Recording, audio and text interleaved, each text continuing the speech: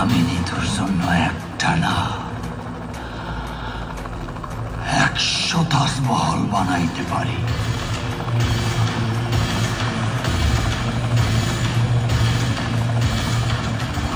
সবাইকে স্বাগতম আমাদের আজকের ভিডিওতে। সদ্য মুক্তি পাওয়া সাকিব খানের নতুন সিনেমা বরবাদ দেখতে গিয়েছিলাম চিত্রালী সিনেমা হলে।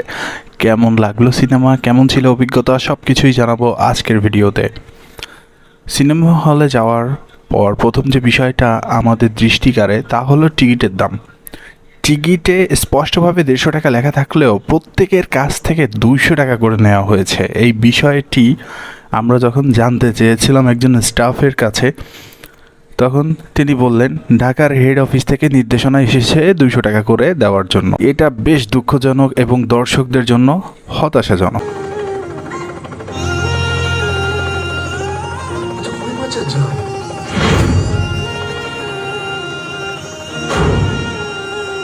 তবে টিকিটের মূল্য নিয়ে হতাশা থাকলেও সিনেমাটি আমাদের বেশ ভালো লেগেছে।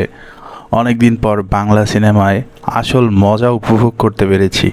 সাকিব খানের অভিনয় যথেষ্টই শক্তিশালী ছিল আর গল্পটা ছিল বেশ ভালো। বরবাদ এই সিনেমা সত্যি বাংলা ফিল্ম ইন্ডাস্ট্রির জন্য একটি ভালো সংযোজন। চিত্রালী সিনেমা হলের বর্তমান অবস্থা দেখে খুবই হতাশায় ভেঙে পড়লাম আমরা, কারণ এক সময় এত জমজমাট একটা সিনেমা হল বর্তমানে দর্শক শূন্য এবং ভাঙাচোরা, এক প্রকার ভূতের বাড়ির মতো দেখাচ্ছে।